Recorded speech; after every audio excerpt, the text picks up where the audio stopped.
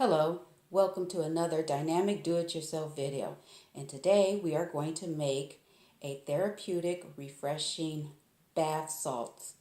Now, we are in the middle of the cold and flu season, and whether you have a cold or a flu, first you should see your primary practitioner to have them give you the medicine that you need. But in the meantime, in between time, if you want to make yourself feel really good, this is something that you can whip up in a few minutes and enjoy a nice, refreshing, and therapeutic bath. You will need Epsom salt, vegetable fruit oil, peppermint essential oil, and if you like, some food coloring. Let's begin. First, you will start off with 2 cups of Epsom salt. I like to keep my Epsom salt in the measuring bowl when I make this because it makes it easier to combine all the ingredients. With your 2 cups, you will use 2 teaspoons of vegetable or fruit oil.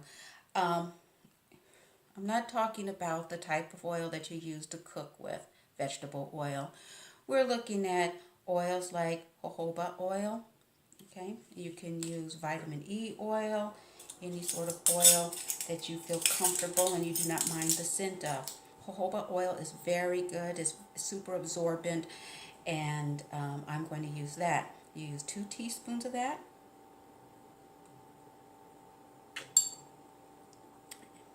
Put it in your Epsom salt.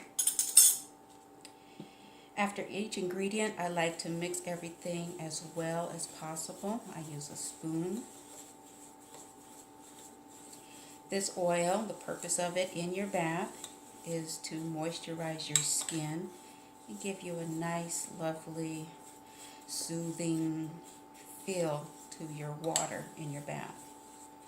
Okay. And mix that up.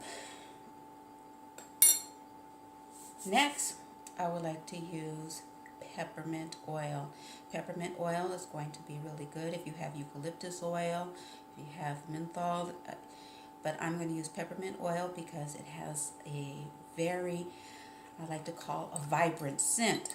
That scent will help open up your nasal cavities if you are decongested. If you need to be decongested, you will need 10 drops, 5 to 10 drops.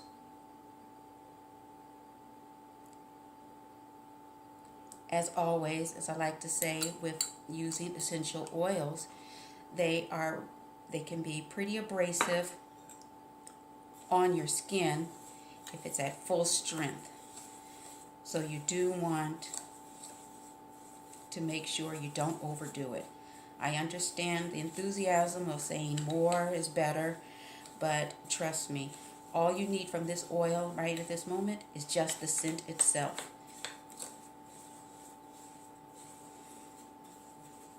Also, the purpose, going back to our jojoba oil that we use, it's a carrier oil. Carrier oils are oils that do not have a strong scent, and it helps pretty much as it does, carries the other scent that you want, and that would be our peppermint oil.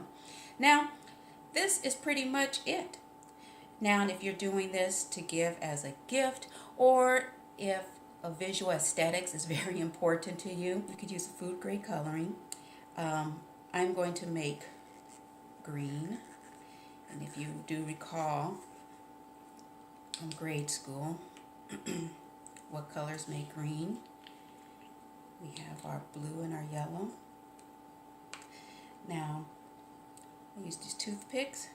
There's my yellow. Just need a little bit. I'm going to stick that. Use the toothpick and swirl it in. Okay, just a little bit. And I am using another toothpick. This is going to be a little bit messy, That's okay when you are a do-it-yourselfer. You pretty much don't mind getting your hands dirty. So there's our blue, just a little bit. If you do not use a gel food coloring, there's plenty on the market that you can use and you don't have to go through this step. So with the blue, I mix it in. And our yellow, and we mix it in.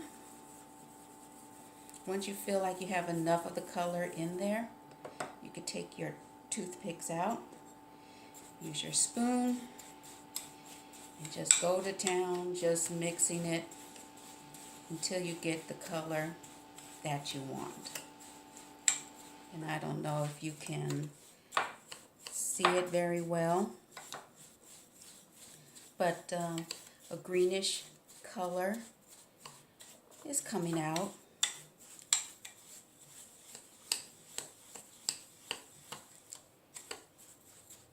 And then we'll get to our final project. Okay, after a lot of mixing, I have this nice minty color using the food coloring. Once again, if aesthetics isn't a big deal for you, you can skip that. Now, I have finished making my bath salt. Just get a piece of paper here to help ease. Get you a jar. This jar, I picked it up at one of those dollar stores, and these are very useful, very reusable. So now you, excuse me, now you just pour your bath salts in. And make sure that it goes in and not spill all over my counter. But once again, there we go. You use what you have around your house, saves you time, saves you money. Okay, so there we are. We have most of it in there, yes we do.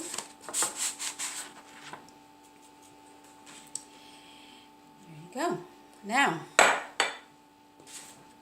if you're making this to give as a gift, really simple and easy thing to do. I love using hemp twine. Just get some of this at any of your crafting stores. And you could cut off a length of it. Oh, very simple, very easy. Tie around the neck of your canister. And there you go. It's very simple.